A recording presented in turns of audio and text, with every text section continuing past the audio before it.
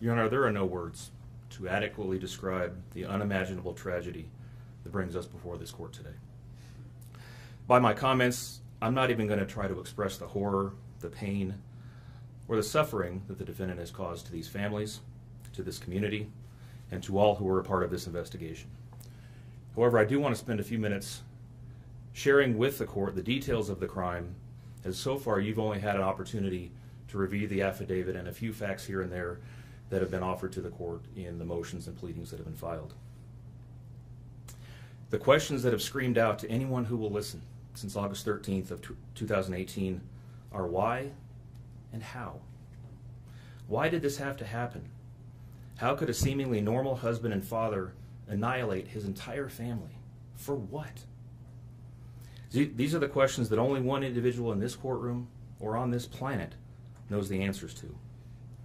I fully expect we will not receive the answers to these questions today, nor will we at any point in the future. I don't expect that he will ever tell the truth about what truly happened or why. Even if he did, there is no rational way that any human being could find those answers acceptable responses to such horrific questions.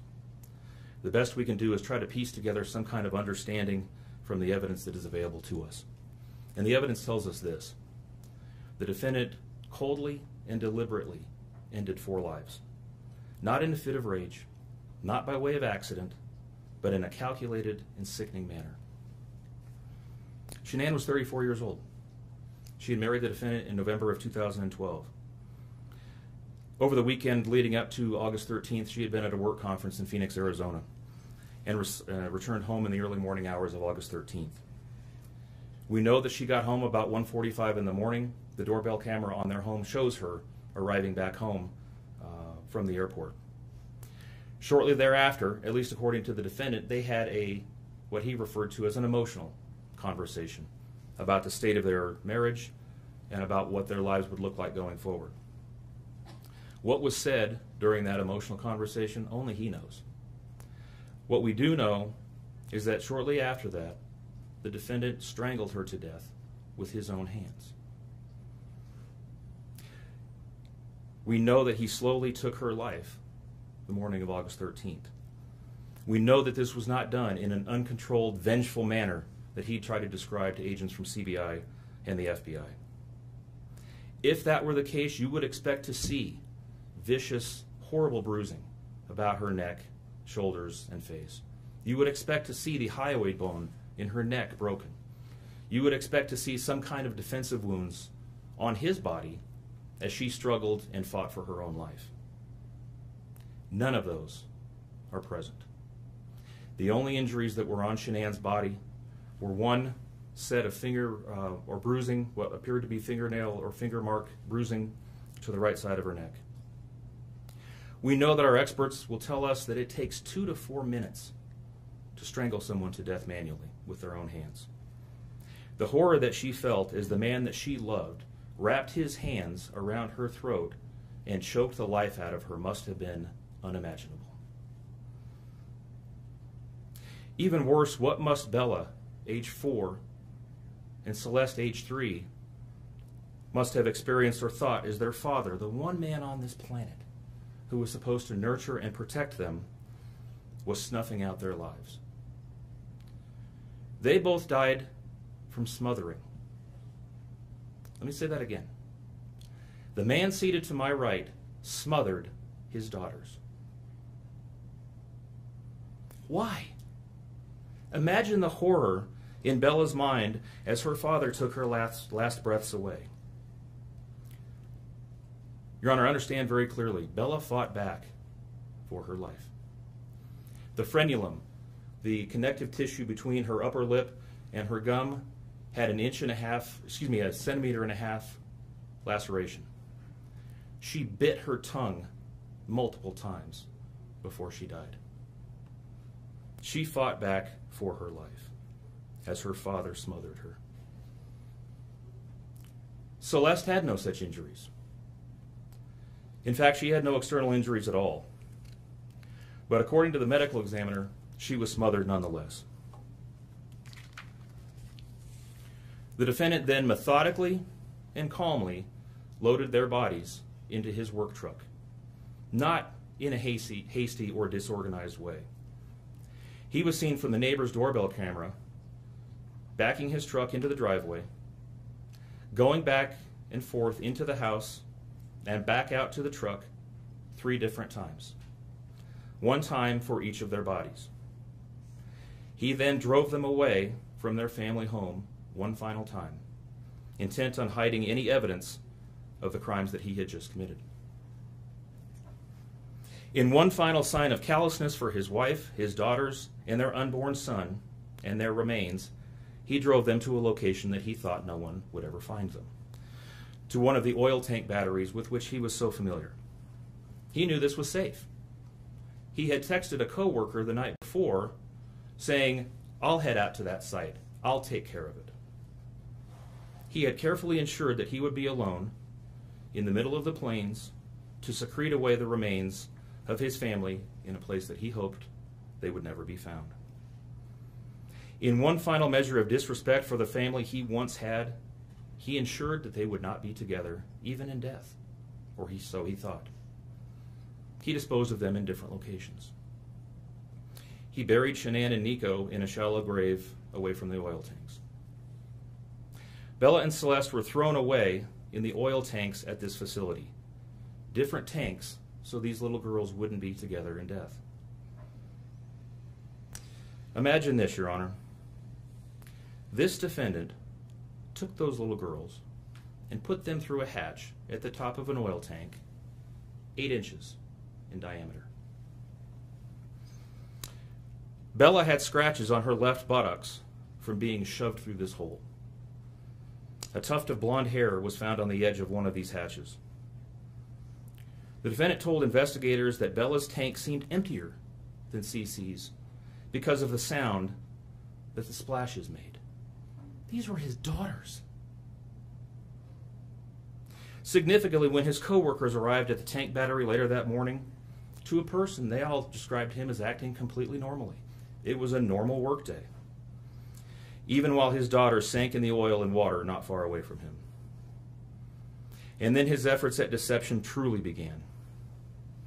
We've all seen the emotionless interviews that the defendant gives to the local media, asking for help in locating his family. We watched as he claimed that the house was empty without them, and that he hoped that they were somewhere safe, and that he just wanted them to come home. He told investigators that they were at home sleeping when he left for work that morning, and that Shanann had told him that she was taking the girls to a friend's house for the day. What is striking about this case, Your Honor, beyond the horrors that I've already described to you, is the number of collateral victims that he created by his actions. While he stood in front of TV cameras asking for the safe return of his family, scores of law enforcement officers, neighbors, friends, and family scoured the area,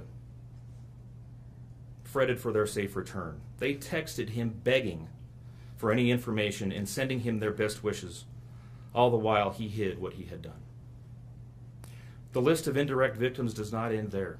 Think of the firefighters and the Colorado State Patrol hazmat experts who had to don protective suits and who were called upon to pull Bella and Celeste out of those oil tanks. Or the coroner employees who had to conduct these autopsies. All of this, Your Honor, for what? Why? Why did this have to happen? His motive was simple, Your Honor. He had a desire for a fresh start, to begin a relationship with a new love that overpowered all decency and feelings for his wife, his daughters, and unborn son. While Shanann texted the defendant over and over again in the days and weeks leading up to her death, attempting to save her marriage, the defendant secreted pictures of his girlfriend into his phone and searched and texted her at all hours of the night. While Shanann sent the defendant self-help and relationship counseling books, one of which, ironically enough, was thrown in the garbage, he was searching the internet for secluded vacation spots to take his new love in researching jewelry. And while Shanann took the girls to visit family in North Carolina, the defendant went to car museums and the sand dunes with his new girlfriend.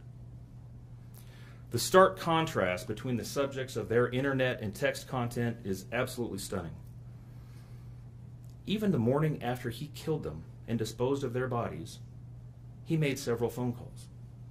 One was to the school where the girls were supposed to start, telling the school that that the girls would not be coming to school anymore, that they were being unenrolled, presumably to give him some more time before law enforcement notification about them going missing. He contacted a realtor to start discussing the selling of his house, and he texted with his girlfriend about their future. None of this answers the questions of why, however. If he was this happy and wanted a new start, get a divorce. You don't annihilate your family and throw them away like garbage. Why did Nico, Celeste, Bella, and Shanann have to lose their lives in order for him to get what he wanted? Your Honor, justice demands the maximum sentence under the agreement reached by the parties. As you will recall, the agreement calls for life sentences as to Shanann, Bella, and Celeste, and all of those to run consecutively to one another. It also calls for the count of unlawful termination of a pregnancy as to Nico to run consecutively to counts 1, 2, and 3. I would suggest that the extreme aggravation present in the defendant's conduct and in the efforts that I have described mandate that the sentences for counts 7, 8, and 9, the tampering with a deceased human body, each be the maximum of 12 years, and that those sentences run consecutively to one another. It's been alluded to this morning, but the defendant was certainly eligible for the death penalty in this case under the existing law in the state of Colorado. As you heard, Shanann's family strongly opposed my office seeking the death penalty and being bound to the criminal justice system for the next several decades. That's in large part, as you've heard, why we have reached the agreement that we have. 4 lives were lost at the hands of the defendant on August 13th for reasons that we will never fully understand, nor will we know. In the end, the Rourke family was much more merciful towards him than he was towards his wife, his daughters, and his unborn son. Prison for the remainder of his life is exactly where he belongs for murdering his entire family. Thank you. Are you seeking 91 days to file?